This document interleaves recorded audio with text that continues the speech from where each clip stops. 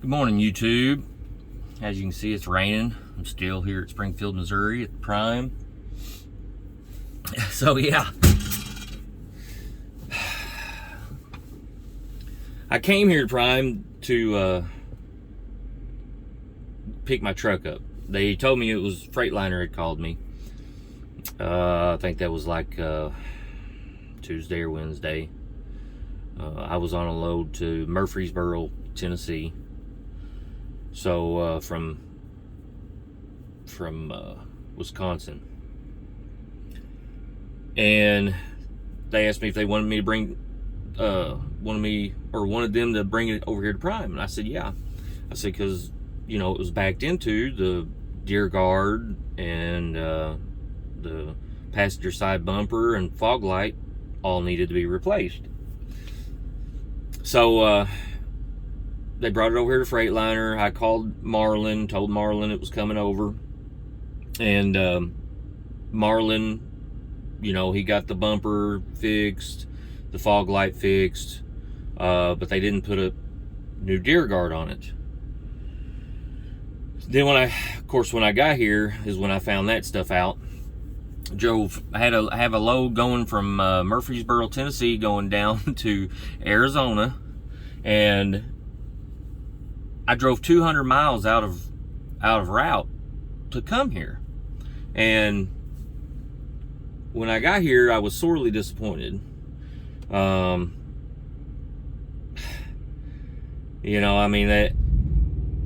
know it was only supposed to come to Marlin, but I was kind of disappointed on Freightliner's part. Some of the stuff that they left unfinished. So I wasn't frustrated with Prime at that moment. Now I'm a little aggravated at the tractor shop this morning. So anyways, it came from Freightliner, come over here. Marlin got his part done. I get in the truck to check everything out, drive it around, and I find out some issues. The Qualcomm wasn't even hooked back up. The utility lights wasn't working. The TPM system wasn't working. They left one of the control panels in the back just hanging out at the bunk control panel for the lights, and all that stuff was just hanging out. The deer guard wasn't put on it.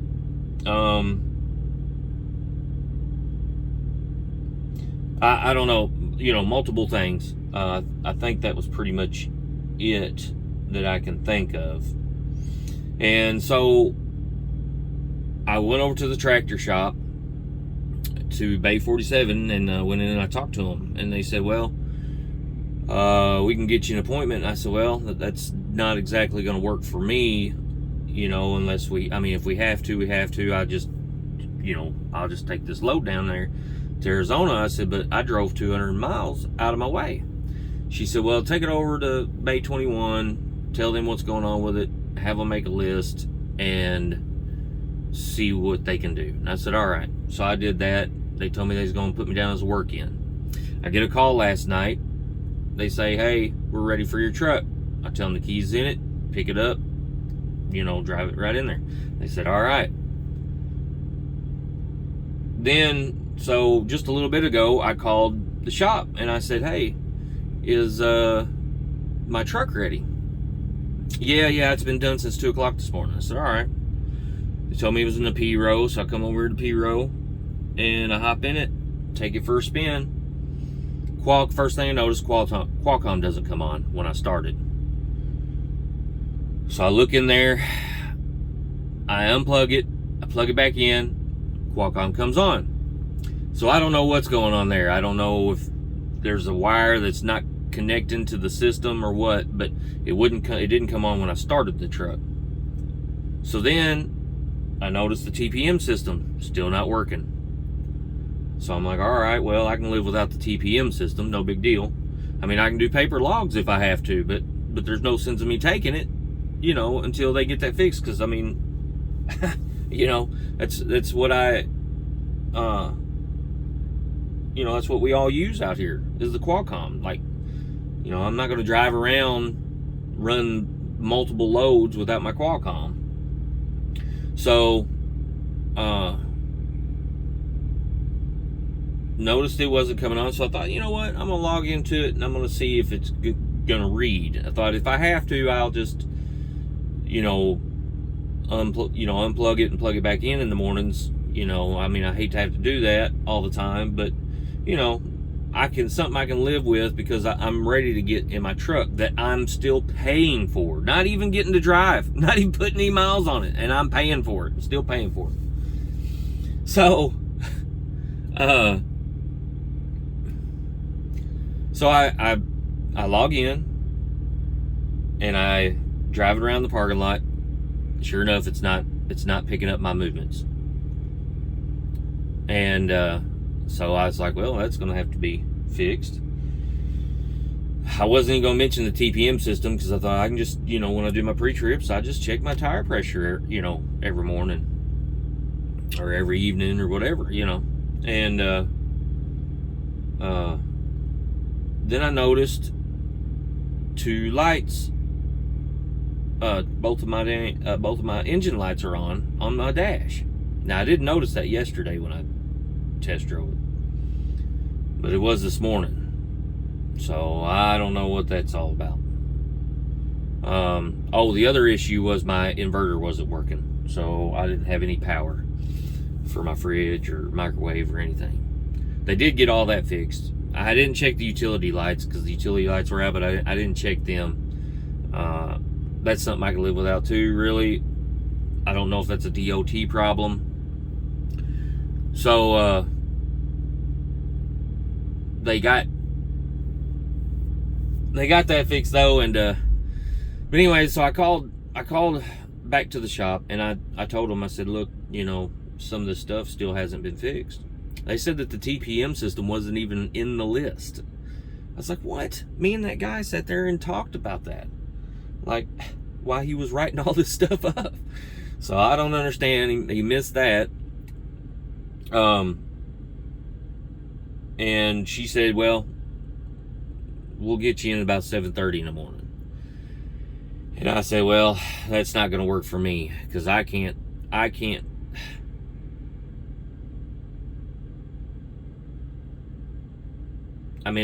keep sitting here losing money by not rolling, taking a chance of there being something serious wrong with this truck because the engine lights are coming on. And I got this temp truck, so I won't be stuck here. I could get a load and get out of here, but I might as well probably just take this load to Phoenix.